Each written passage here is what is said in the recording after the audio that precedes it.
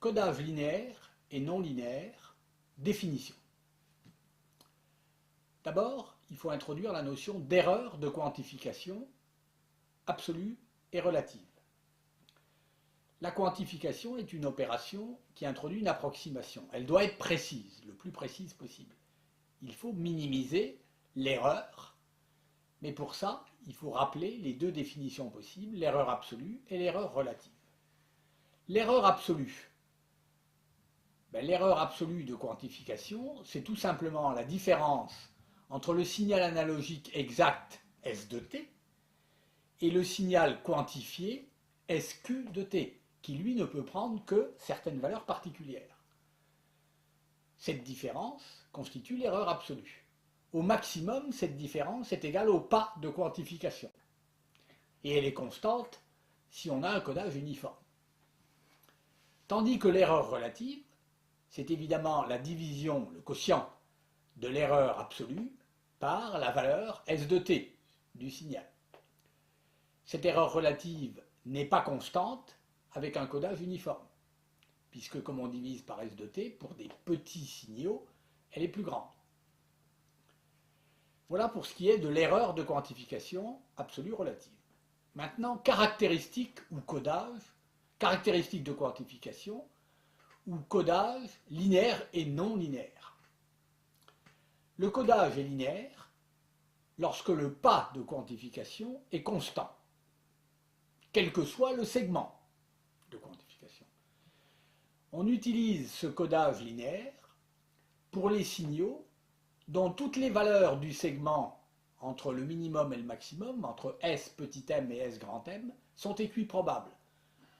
Si le signal a la même probabilité de prendre n'importe quel segment de quantification, on a intérêt à coder avec un pas constant. À ce moment-là, la puissance de bruit de quantification est constante, puisqu'on se rappelle que B indice Q, le bruit de quantification, est égal à Q2 sur 12. Donc si Q égale constant, BQ égale constante. Et à ce moment-là, le ratio signal sur bruit, puissance signal sur puissance de bruit de quantification, se dégrade pour les signaux de faible valeur, ce qui est un inconvénient. Donc le codage uniforme a cet inconvénient de conduire à un rapport signal sur bruit de quantification plus élevé pour les faibles niveaux. À ce moment-là, il sera préférable de prendre un codage non linéaire, c'est-à-dire Q variable, pas de quantification variable, et on pourra ainsi adapter la loi de codage aux caractéristiques du signal pour avoir une erreur relative constante et par là même optimiser le rapport signal sur bruit de quantification. Donnons l'exemple de la téléphonie. En téléphonie, les signaux de parole ont une grande dynamique d'amplitude.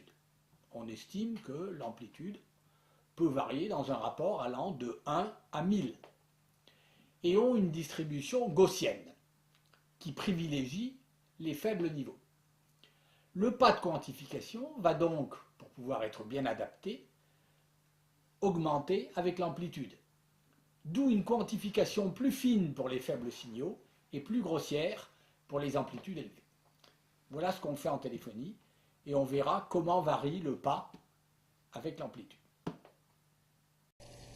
On vient de voir que le codage non linéaire ou quantification non uniforme permettait d'augmenter la dynamique de codage pour un même nombre de niveaux de quantification, et ce, au détriment de la précision pour les fortes amplitudes. Voyons à présent le principe de réalisation des lois de codage non uniformes. Le schéma de réalisation comporte trois blocs, trois fonctions.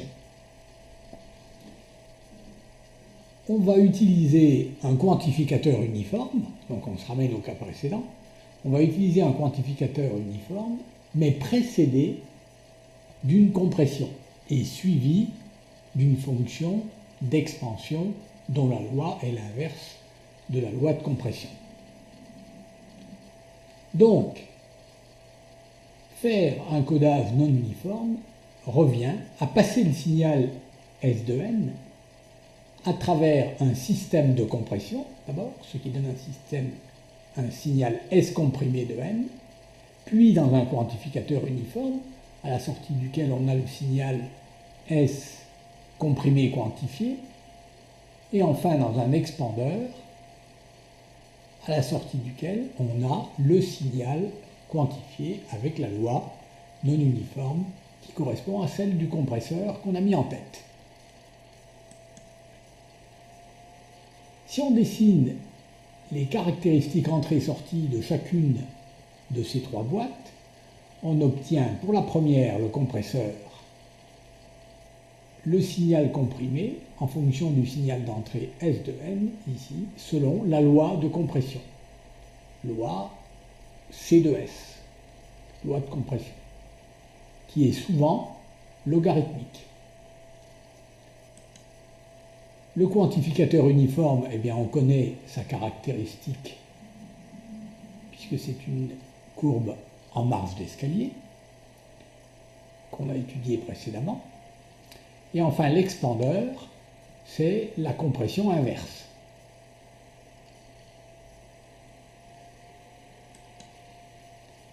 Dans la pratique, on utilise deux lois de compression logarithmique qui ont été normalisées pour la téléphonie à l'échelon mondial. En Europe, on utilise la loi A, et aux États-Unis et au Japon, la loi mu, que nous allons maintenant étudier au paragraphe 3.7. Précisons à présent la loi de compression logarithmique normalisée pour la téléphonie en Europe. C'est ce qu'on appelle la loi A. Alors on va la représenter par sa caractéristique de compression. Y égale signal comprimé en ordonnée en fonction de X égale signal non comprimé en abscisse. Et en normalisant à 1 la plus grande valeur possible du signal d'entrée. Il en sera de même d'ailleurs pour le signal de sortie. La loi A est une loi à 13 segments, où les amplitudes positives et symétriquement les négatives sont divisées en 7 plages. Alors 7 plages, ça veut dire qu'on va prendre la partie x positive, donc de 0 à 1, et diviser en 7 plages de quantification avec des pas en progression géométrique de raison 2.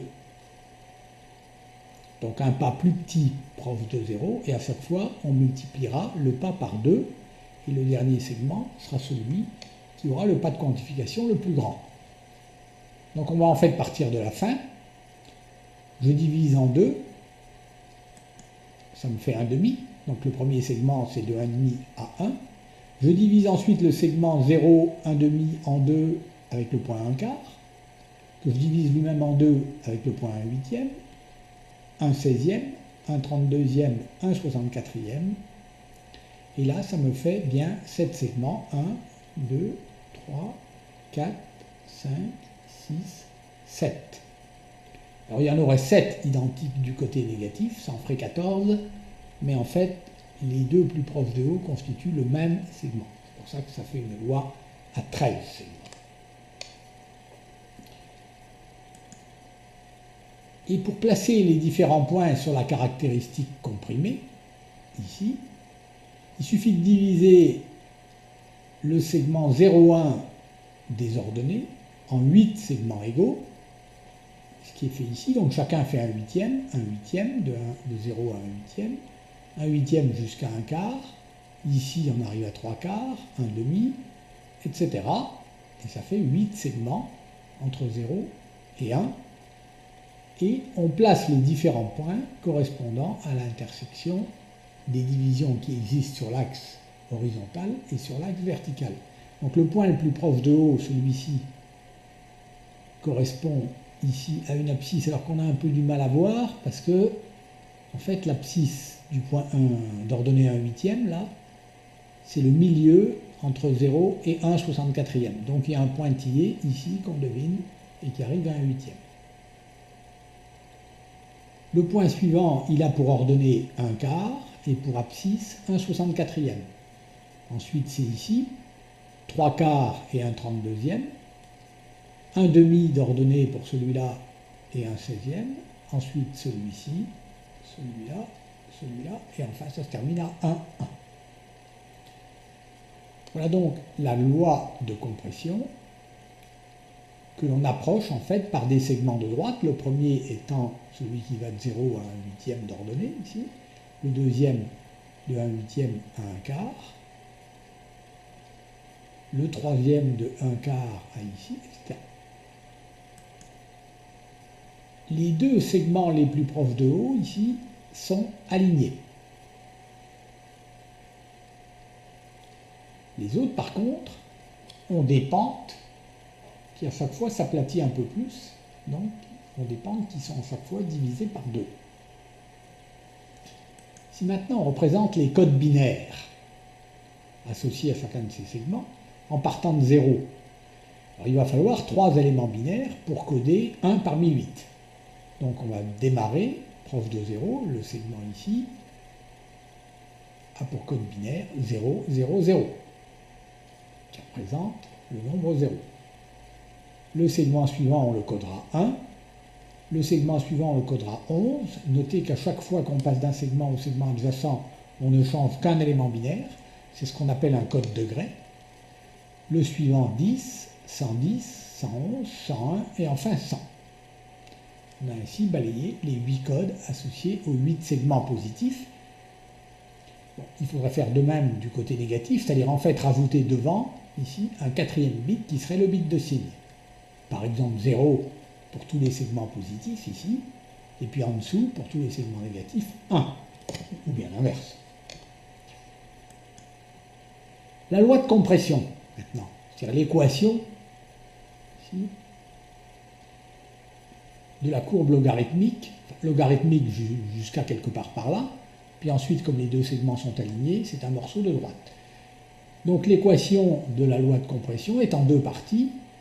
Pour x inférieur à une certaine valeur qui se situe sans doute en ordonnée un peu en dessous de 1/4 et en abscisse un peu moins que 1/64e, alors on va dire que c'est 1 sur grand A, où grand A est un peu plus grand que 64. On affinera la valeur par un calcul dans un paragraphe ultérieur. Donc pour x en valeur absolue, compris entre 0 et 1 sur A, on a l'équation d'une droite, ici, dont on calculera la pente d'ailleurs exacte plus loin, et qui en fonction de A, cette pente en fonction de A, va s'écrire A sur 1 plus logarithme népérien, ln c'est log népérien, de A, log à base E, multiplié par valeur absolue de x. Et devant, pour représenter également la partie négative qui est de l'autre côté ici, il faut mettre signe de x, donc plus 1 ou moins 1, suivant que x est positif ou négatif. Donc ça c'est l'équation du premier bout, le bout qui est linéaire, jusqu'à quelque part par là où je pointe la souris. Point d'abscisse x égale 1 sur A. On précisera, je le répète, la valeur de A, plus loin. Et ensuite un morceau d'équation logarithmique, tout ce morceau-là. Et là, l'équation, c'est toujours signe de x multiplié par 1 plus logarithme népérien de A, valeur absolue de x, divisé par 1 plus logarithme népérien de A. Et ceci est valable lorsque x est plus grand que 1 sur A, c'est-à-dire compris en valeur absolue entre 1 sur A et 1. Remarquons que pour x égale 1 sur A, c'est bien le point de raccordement, puisque si je fais x égale 1 sur A, les deux équations correspondent à la même ordonnée. Si je remplace x, valeur absolue de x par 1 sur A, ça fait 1 sur 1 plus logarithme népérien de A, dans les deux cas. Ici, le log de 1, ça fait 0, donc ça fait bien 1 sur 1 plus logarithme népérien de A. Voilà pour les deux équations des deux morceaux de la caractéristique de compression. Le paramètre A, dont on verra plus loin la valeur, détermine l'augmentation de la dynamique du codeur due à la compression, l'amélioration due à la compression, qu'on chiffrera d'ailleurs tout à l'heure par un gain de compression, qu'on calculera. La valeur retenue, qu'on calculera également pour que ça se raccorde bien quelque part par ici. On va voir tout à l'heure, au paragraphe 3.8, qu'elle est égale à 87,6. Terminons avec la loi de compression logarithmique de type A. Disons un mot de la loi mu et du gain de compression. Alors pour la loi, il reste à préciser le principe de codage. Pour ça, on s'appuie sur le schéma précédent. Schéma ici qui montre la loi de codage avec les différents segments et leur codage en binaire. Ici. 8 segments égaux, chacun à 1/8 pour les amplitudes positives. Il faut donc 3 bits pour les coder et il faut rajouter en fait, compte tenu du signe, puisqu'il y a aussi les amplitudes négatives, un bit de codage. Ça fait 4. Alors en réalité, j'ai dit qu'il y avait 8 bits et non pas seulement 4. Ben avec les 4 bits qui restent, on va coder la position fine à l'intérieur du segment.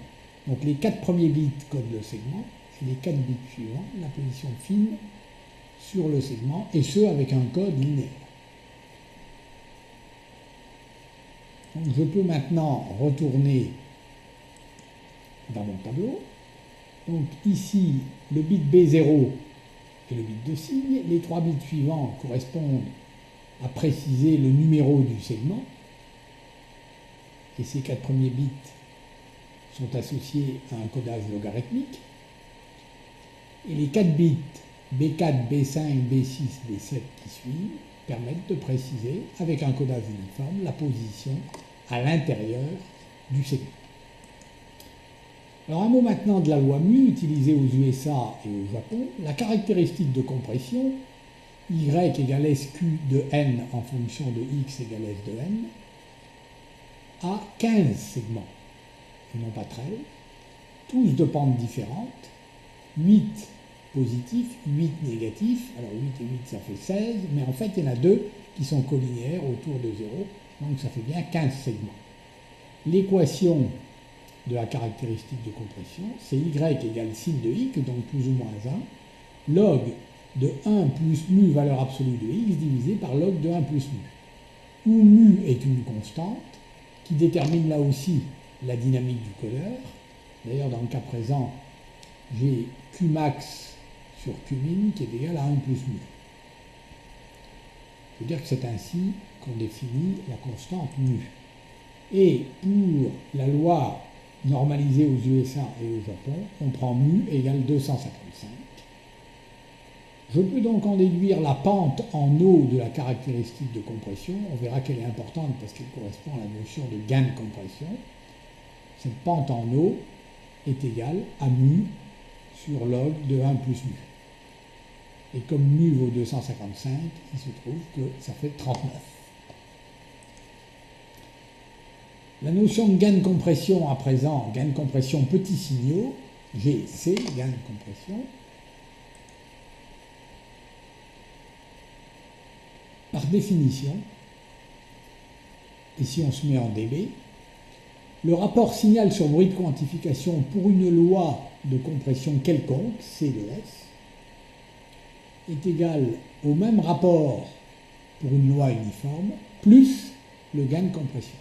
Donc le gain de compression, c'est en fait un gain exprimé par rapport à la loi uniforme, qui a donc par définition un gain égal à 1 ou 0 dB. Donc pour une loi uniforme, GC égale 0 dB, et pour une loi quelconque, GC égale GC dB, où GC bien sûr est positif, et représente la pente en eau de la loi de compression. Voyons ce que ça donne pour la loi A et la loi mu. Alors pour la loi A d'abord, je dis que GC égale 20 log de... Alors la pente en eau de la loi C de S, je dis qu'elle vaut 1/4 divisé par 1/4.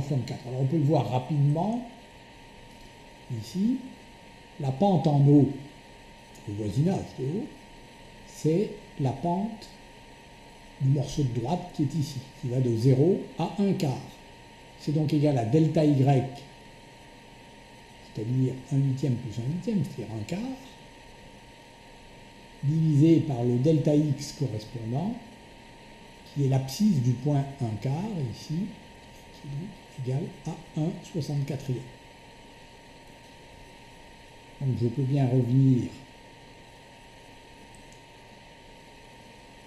ici, et j'ai le log de 1 quart divisé par 1/4, c'est-à-dire 16. 20 log de 16, c'est 20 log de 2 puissance 4. Donc ça fait 24 dB, puisque le log de 2 c'est 0,3. Ça fait 80 log de 2. 24 dB. Et 24 dB, c'est 6 fois 4 dB. Donc c'est l'équivalent de 4 éléments binaires de codage supplémentaires, puisqu'on se souvient que chaque élément binaire de codage apporte un gain sur le rapport signal sur bruit de quantification de 6 dB. Donc pour la loi A, 24 dB de gain de compression petit signé. Pour la loi mu, eh bien, la pente en eau, on l'a calculé tout à l'heure, on a vu qu'elle valait 39. Donc c'est 20 log de 39, et 20 log de 39, ça fait 32 dB. Si on avait 30 dB, ce serait l'équivalent de 5 éléments binaires de codage en plus, puisque 5 fois 6, 30. Donc en fait, c'est l'équivalent de un peu plus que 5 éléments binaires de codage, par contre, c'est pas 6. Un peu plus que 5. Donc disons que c'est 5. Voilà. Voyons maintenant l'exemple de la téléphonie numérique en Europe, avec donc une loi A. Alors il faut reprendre les données du paragraphe 3.5 avec 8 éléments binaires. On a vu que la loi A se codait avec 8 éléments binaires. Et bien sûr, puisqu'on veut une loi A, il faut faire précéder la quantification uniforme d'une loi de compression de type A, telle qu'on l'a vu au paragraphe 3.7. Alors essayons de préciser un peu ça en caractérisant les plages d'amplitude positives. Si Q égale delta Y est le pas de quantification des amplitudes, ben on sait que Q égale 1/8, c'est constant, avec la normalisation qu'on a adoptée au paragraphe 3.7. On va donc avoir quoi pour delta X et donc quoi pour delta Y sur delta X. Delta X, c'est les plages de quantification sur l'axe des X, donc avant la compression. Et delta Y sur delta X, ça sera la pente de la loi comprimée. Pente qui varie en progression géométrique de raison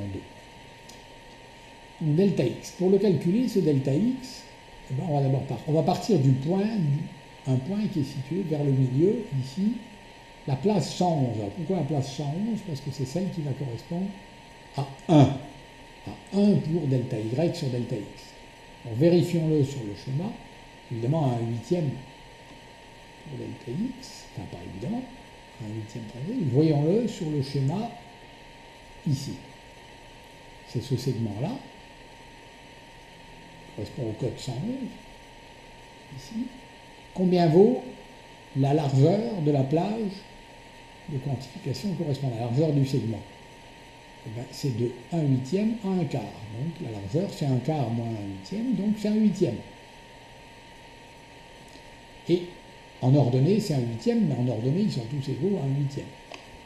Donc c'est bien, on part bien ici du segment dont la pente vaut 1.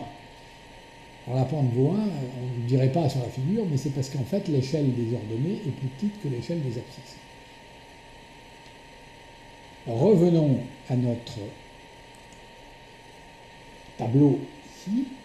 Donc j'ai delta X égale 1/8 pour ce segment, et delta Y sur delta X fait donc 1, puisque delta Y vaut toujours 1/8. Alors on va passer successivement à gauche et à droite, ici, de ce segment. D'abord, ici, si je passe à gauche, donc je me rapproche, en fait, du point 1, des grandes amplitudes. Le pas de quantification est doublé, donc vaut 2Q.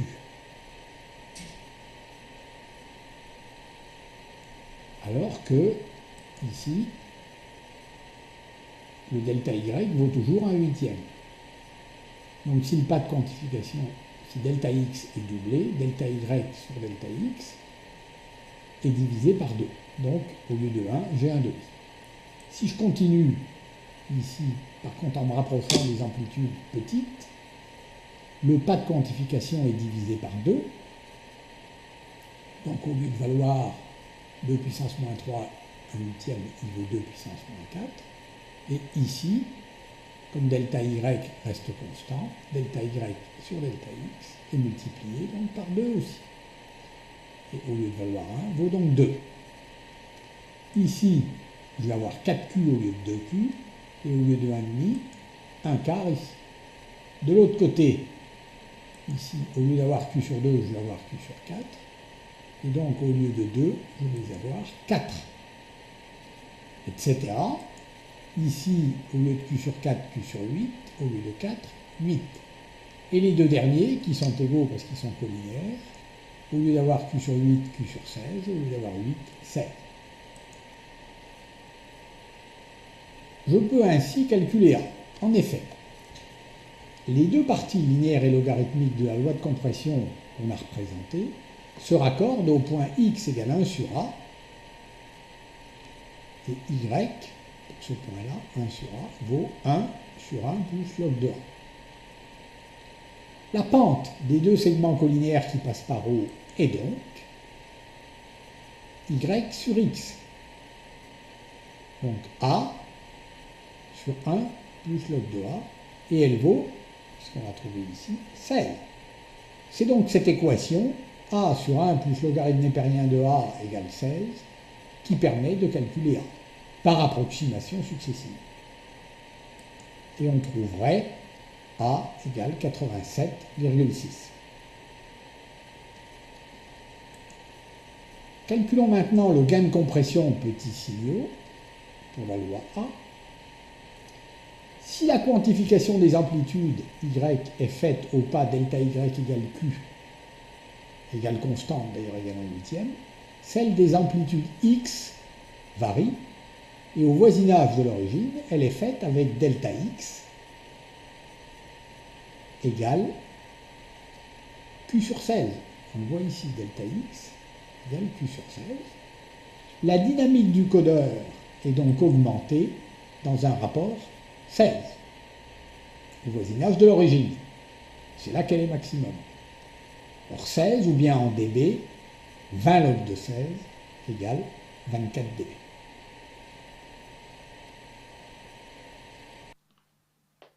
Ceci termine les aspects théoriques du codage des signaux échantillonnés. À présent, 5 à 10 minutes de pause pour les commentaires et les questions, avant d'achever ce cours 2 par quelques notions importantes sur les constituants d'une chaîne de traitement numérique de signaux.